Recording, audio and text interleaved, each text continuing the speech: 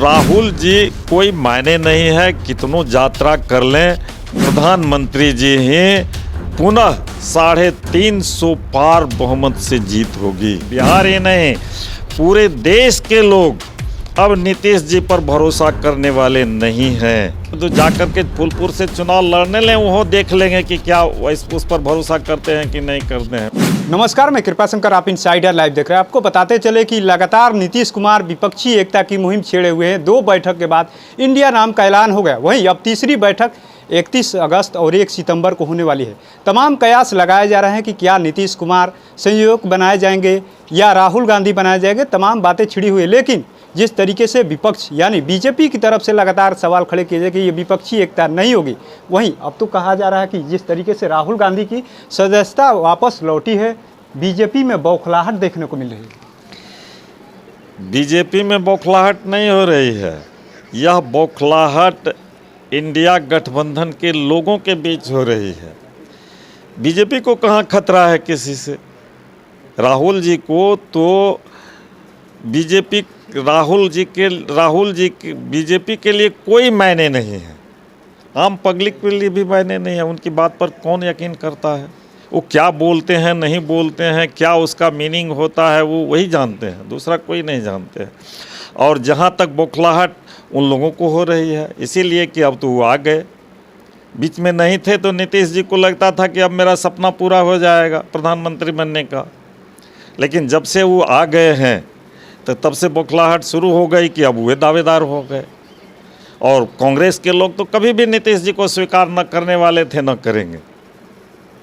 आपने देख लिया कि अब महाराष्ट्र में देखिएगा आप, वहाँ गठबंधन नहीं होगा, वहाँ बात नहीं होगी, नेता घोषित नहीं होगा, वहाँ लठबंधन होगा। बेंगलोर से नीतीश जी भाग आए थे, क्यों भाग आए थे? तो कह रहे कि हम सहमत थे सब चीज़ को लेकर के, तो कहे मीटिंग छोड़ करके क्यों चले आए?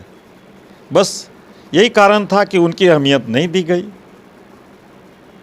वहाँ अहमियत नहीं मिली, भाग के चले आए। फिर अब महाराष्ट्र का है, वहाँ उसके नाम का ऐलान नहीं होगा, फिर चले आएंगे, वहीं से लड़ाई शुरू हो जाएगी, वो लठबंधन में बदल जाएगा वो गठबंधन। एक तरफ आप लोग कह रहे हैं कि लठबंधन है, वहीं जिस तरीके से राहुल गांधी ने भारत जोड़ो यात्रा की थी, तमाम लोगों से पैदल चल करके मिले थे, उससे कहा जा रहा है कि डर हो गया था। बीजेपी के लोग सनेड कर करके राहुल गांधी को फंसाए थे, उसका पर्दाफाश हो गया है। भारत जोड़ो यात्रा हो या किसी भी तरह की यात्रा कर ले, उससे कोई फर्क नहीं पड़ने वाला है। उसमें कितना लोग जुटा, उसमें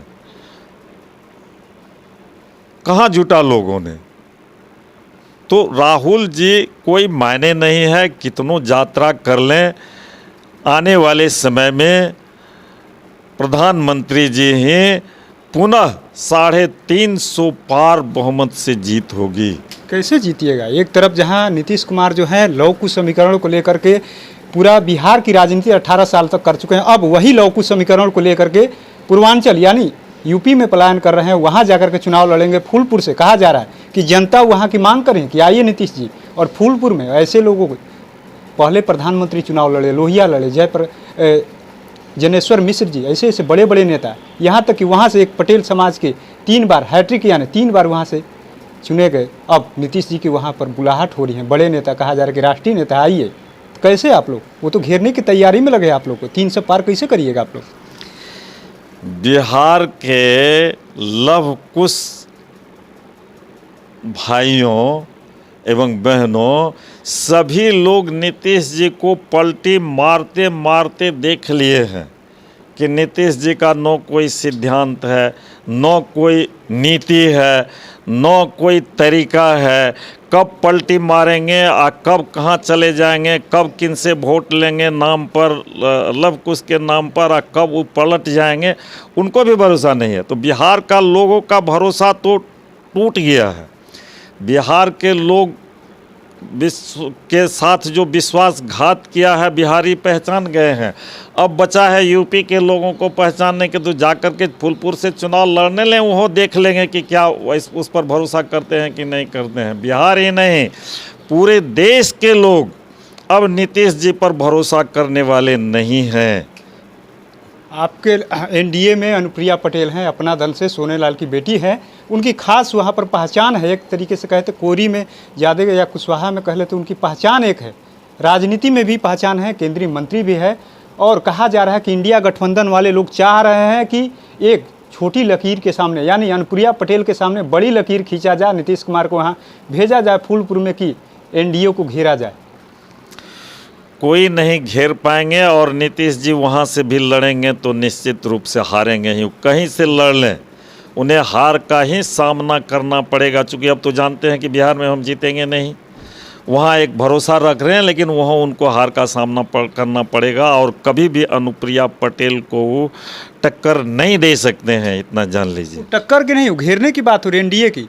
एक तरीके से खेमा आप लोग का जो बना है उस खेमे को तोड़ने की, भेदने की तैयारी है। कुछ भेद नहीं होगा।